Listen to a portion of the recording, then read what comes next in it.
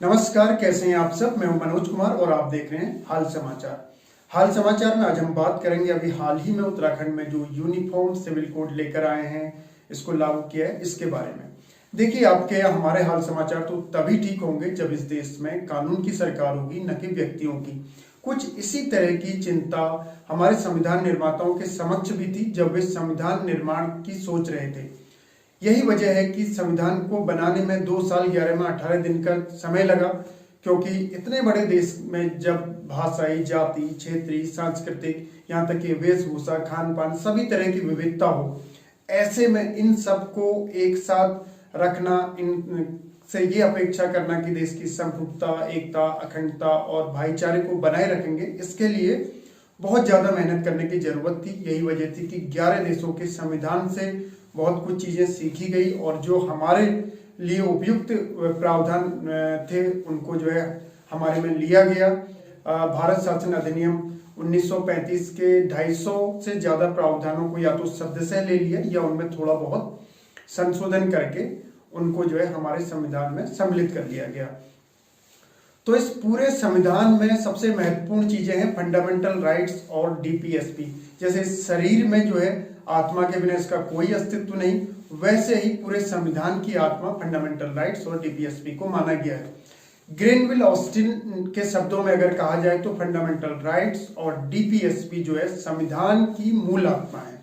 संविधान की मूल आत्मा को संविधान के लिए काफी महत्वपूर्ण बताया गया है, इसीलिए भाग 3 में आर्टिकल 12 से आर्टिकल 35 तक फंडामेंटल राइट्स को रखा गया। इसमें जो 32 है ये संवैधानिक उपचारों का अधिकार देता है, यानी कि आपके ऊपर के अगर फंडामेंटल राइट्स वायलेट किए जाते हैं तो आप सीधे सुप्रीम कोर्ट भी जा सकते हैं संवैधानिक उपचारों के अधिकार के तहत। हालांकि आपके पास आर्टिकल 226 के तहत हाई कोर्ट जाने का विकल्प भी खुला रहता है।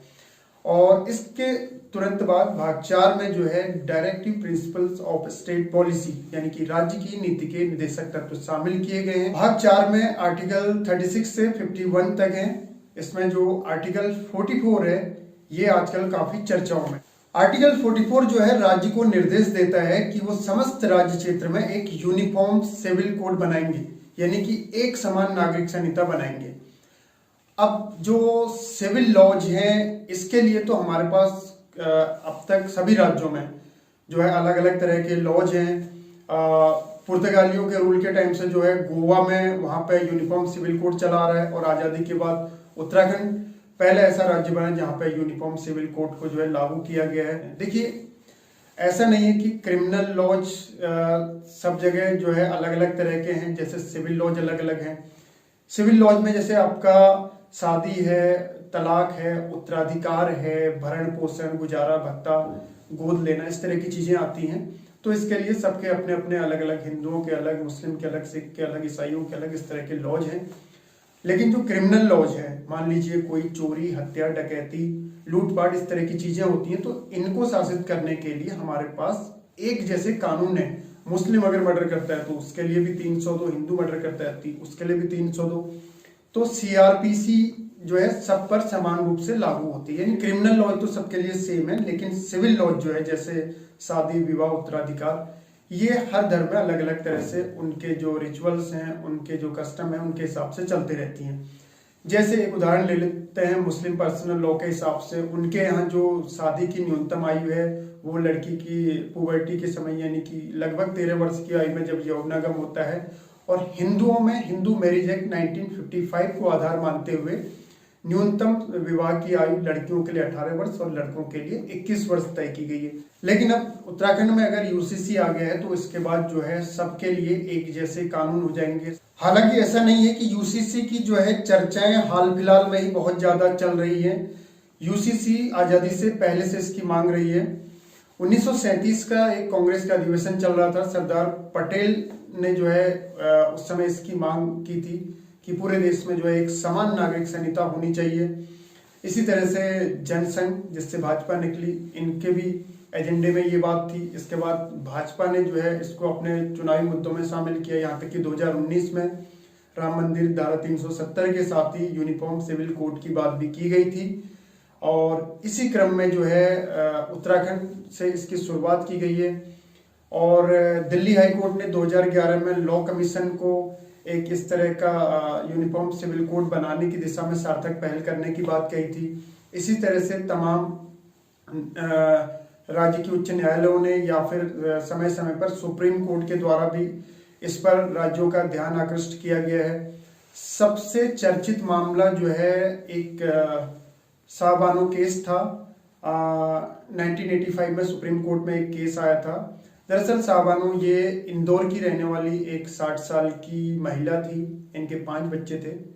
जिस समय अहमद खान जो इनके पति थे उनसे इनका तलाक हो जाता है, तो बाद में फिर लोअर कोर्ट्स में जाती हैं। उसके बाद धीरे धीरे ये जब सुप्रीम कोर्ट तक पहुंचती हैं तो सुप्रीम कोर्ट में ये जो है मेंटेनेंस के लिए वहां पे अर्जी लगाती हैं। सुप्रीम कोर्ट जो है सीआरपीसी 125 को आधार बनाते हुए मेंटेनेंस के लिए अपना निर्णय सुनाती है। लेकिन इस निर्णय के बाद जो है जो मुस्लिम कम्युनिटी के लोग होते हैं, उनके जो धार्मिक लीडर होते हैं, वो जो है बहुत ज़्यादा उग्र हो जाते हैं। पूरे देश में उस समय प्रोटेस्ट शुरू हो जाता है। सरकार थी स्वर्गीय श्री राजीव गांधी जी की, तो उनके लिए एक बहुत बड़ी चुनौती थी पूरे माहौल को सहज बनाने की, इन सब का विश्वास जीतने की। तो इसके लिए ये इसी क्रम में 1986 में मुस्लिम महिला तलाक से संरक्षण अधिनियम लेकर आते हैं। लेकिन इस अधिनियम के बाद जो है हिंदू बहुसंख्यक लोग उनसे काफी नाराज हो जाते हैं। उनका कहना था कि ये एक तरह से मुस्लिमों के लिए अपीजमेंट पॉलिसी लेकर आए हैं, उनको जो है संतुष्ट करने के लिए उनकी तुष्टीकरण की राजनीति की जा रही है। तो इस तरह की चर्चाएं, इस तरह के उपाय जो है समय समय पर अपने अपने तरीके से किए गए हैं, चाहे केंद्र के द्वारा या राज्य के द्वारा। लेकिन कुल मिलाकर इस तरह की कोई एक सार्थक पहल नहीं की गई थी। अभी जो है उत्तराखंड इसमें आज़ादी के बाद पहला ऐसा राज्य है पूरे देश के अंदर जिसने यूनिफॉर्म सिविल कोड को अपने यहाँ लागू किया है। उत्तराखंड के इस यूनिफॉर्म सिविल कोड में जो है ट्राइबल कम्युनिटी, जो कि यहाँ की टोटल पॉपुलेशन का लगभग 2.9% के आसपास है, इनको इस परिधि से बाहर रखा गया है। तो ये भी काफी चर्चाओं में है और इसमें जो है बहुत से इस तरह के प्रावधान जोड़े गए हैं कि जैसे लिव इन रिलेशनशिप में रहने वाले लोगों को जो है रजिस्ट्रेशन कराना होगा। बाकायदा वहाँ की जो लोकल पुलिस है वो इस मामले को अपने तरीके से देखेगी, इन्वेस्टिगेट करेगी। जो मतलब कानून में चीजें उल्लिखित हैं उसके दायरे में रहते हुए और पेरेंट्स की कंसेंट भी लेनी पड़ेगी। जो सबसे बड़ी चिंता है वो यही कि फंडामेंटल राइट वर्सेस डीपीएसपी, तो ये कोई नई बात नहीं है क्योंकि संविधान लागू होने के तुरंत बाद चंपाकम दोहिराजन मामला 1951, इसमें जब न्यायालय ने स्पष्ट तौर पर यह कहा कि जहां पर फंडामेंटल राइट और डीपीएसपी के बीच द्वंद्व होगा तो वहां पे फंडामेंटल राइट प्रभावी होंगे। लेकिन संसद से ये कहा कि वो जो है कानून बना सकती है, इस पर विधि बना सकती है। 1973 में एक चीज स्पष्ट हो जाती है जब बेसिक स्ट्रक्चर थियरी आती है। कहने का मतलब है कि इसमें स्पष्ट तौर पर यह कहा जाता है कि किसी भी हाल में संसद जो है संविधान के मूल ढांचे को नहीं तोड़ सकती। इसको जो है बेस बनाकर ही वो कानून बनाएगी। संविधान के मूल ढांचे के साथ किसी तरह की कोई छेड़छाड़ नहीं की जाएगी। हालांकि इसके बाद 42वां संविधान संशोधन, जिसको मिनी कॉन्स्टिट्यूशन भी कहा जाता है, उसमें बड़े पैमाने पर फेरबदल हुए। उसके बाद 44वें संविधान संशोधन में पुरानी स्थितियों को काफी हद तक बहाल किया गया। लेकिन बार बार जो है केशवानंद भारती केस, जिसमें बेसिक स्ट्रक्चर थियरी दी गई है, उसको आधार मानते हुए न्यायालय ये निर्णय सुनाती है और हमारे फंडामेंटल राइट्स की सुरक्षा को सुनिश्चित करती है। लेकिन इसके साथ साथ डीपीएसपी के संबंध में भी जो है आर्टिकल 44 के बारे में खास तौर पर कई बार न्यायालय के द्वारा भी कहा गया है कि एक यूनिफॉर्म सिविल कोड को जो है लाया जाए, इस पर काम किया जाए। तो एक तरह से अगर देखा जाए तो जो फंडामेंटल राइट्स हैं, इनका मकसद है नागरिकों के अधिकारों की सुरक्षा करना।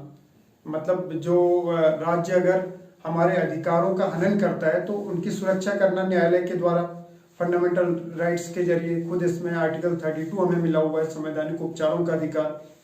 वहीं डीपीएसपी का जो मकसद है वो ये कि आर्थिक और सामाजिक लोकतंत्र की स्थापना करना। एक तरह से डीपीएसपी और फंडामेंटल राइट्स दोनों एक गाड़ी के दो पहियों के समान है। तो ओवरऑल यही कहा जा सकता है कि फंडामेंटल राइट्स और directive principles of state policy दोनों ही बहुत जरूरी हैं, लेकिन दोनों के बीच जो है संतुलन और समन्वय की आवश्यकता है। तो आज के लिए फिलहाल इतना ही। आगे फिर किसी और दूसरे इंटरेस्टिंग टॉपिक के साथ मिलते हैं। तब तक के लिए जय हिंद, जय भारत।